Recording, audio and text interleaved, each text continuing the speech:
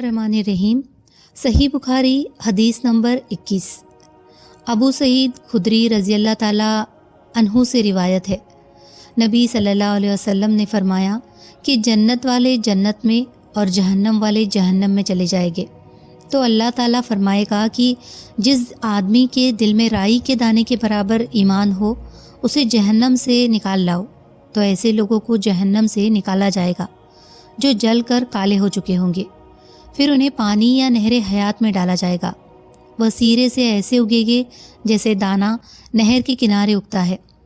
क्या तू देखता नहीं वह कैसे जर्द जर्द लिपटा हुआ निकलता है। सही बुखारी हदीस नंबर 22। अबू सईद खुदरी रज़ी अल्लाह ताला अन्हु से रिवायत है कि रसूलुल्लाह सल्लल्लाहु अलैहि वसल्लम ने फरमाया, मैं एक बार सो रहा था कि ख्वाब की हालत में लोगों को देखा। वो मेरे सामने लाए जाते हैं और वह कुर्ते पहने हुए हैं। कुछ के कुर्ते सीनों तक है और कुछ लोगों के इससे भी कम।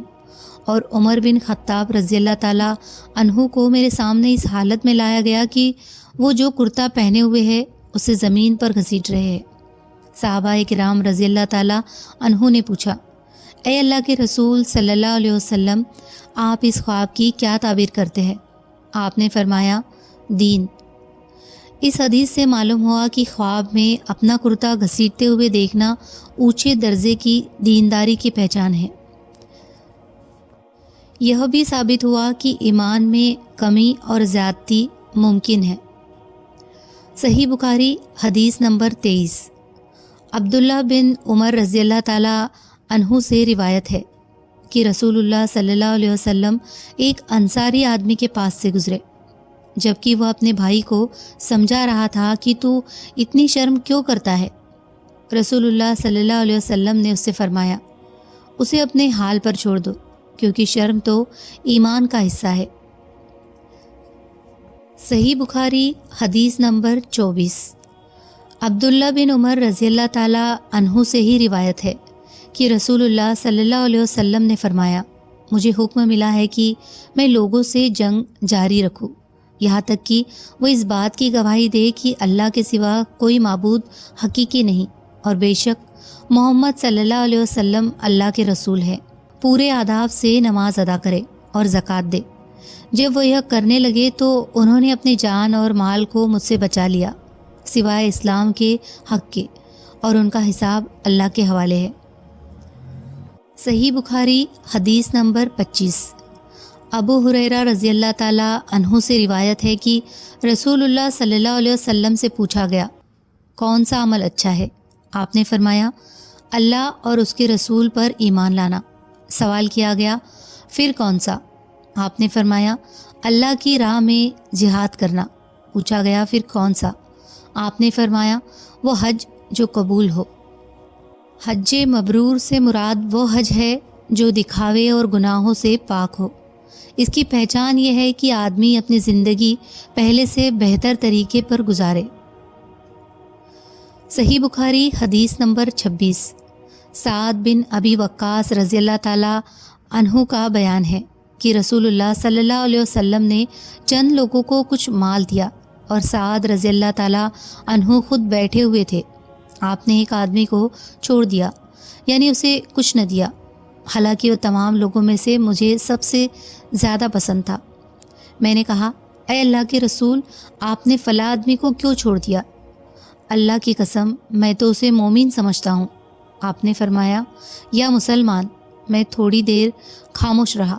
फिर उसके बारे में मैं जो जानता था उसने मुझे बोलने पर मजबूर किया। मैंने दोबारा अर्ज़ किया कि आपने फ़ला आदमी को क्यों नज़रअंदाज कर दिया। अल्लाह की कसम, मैं तो इसे मोमिन ख्याल करता हूँ। आपने फरमाया, या मुसलमान। फिर मैं थोड़ी देर चुप रहा।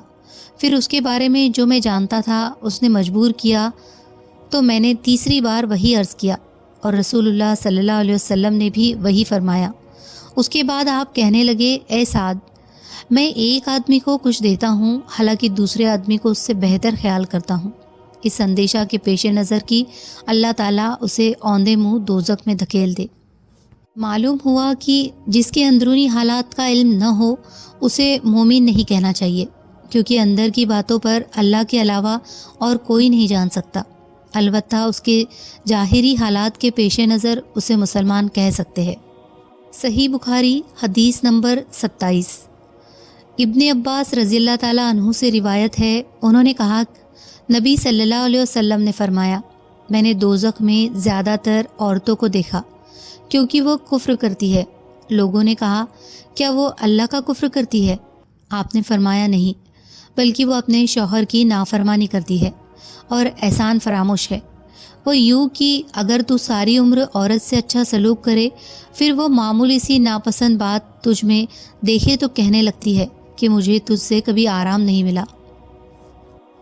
امام بخاری نے ایمان اور اس کے ثمرات بیان کرنے کے بعد اس کی ضد یعنی کفر اور اس کی قسموں کو بیان کرنا شروع کیا۔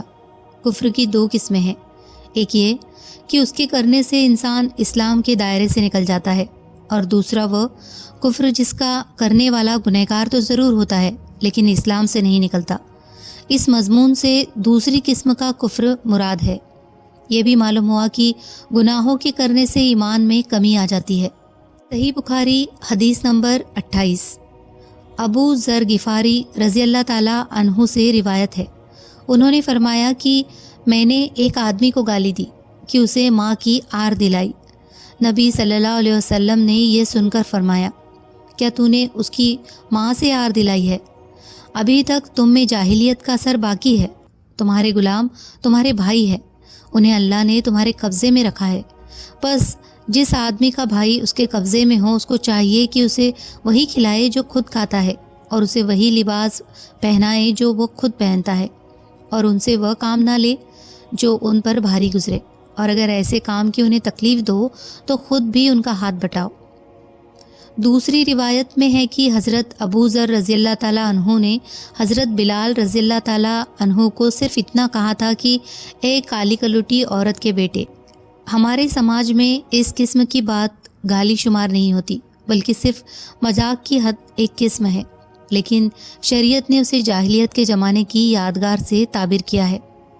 صحیح بخاری حدیث نمبر 29۔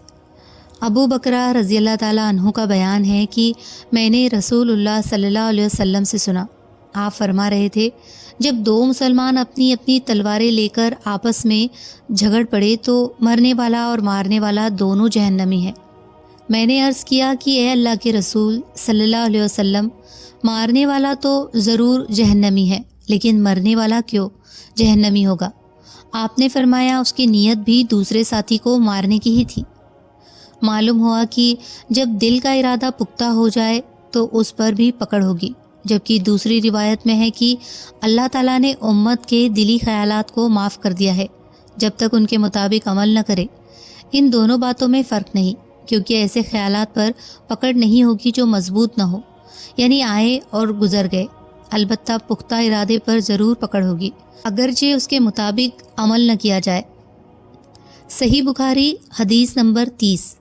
عبداللہ بن مسعود رضی اللہ تعالیٰ عنہ نبی صلی اللہ علیہ وسلم سے بیان کرتے ہوئے فرماتے ہیں، جب یہ آیت اتری، جو لوگ ایمان لائے اور انہوں نے اپنے ایمان کو ظلم کے ساتھ آلودہ نہیں کیا، تو رسول اللہ صلی اللہ علیہ وسلم نے صحابہ کرام رضی اللہ تعالیٰ عنہ نے کہا، اے اللہ کے رسول صلی اللہ علیہ وسلم، ہم میں سے کون ایسا ہے جس نے ظلم نہیں کیا؟ تب اللہ نے یہ آیت اتاری، یقیناً شرک بہت بڑا ظلم ہے۔ اس حدیث سے موجودہ زمانے کی معتزلہ کا رد ہوتا ہے، جو قرآن سمجھنے کے لیے صرف عربی معنوں کو کافی سمجھتے ہیں۔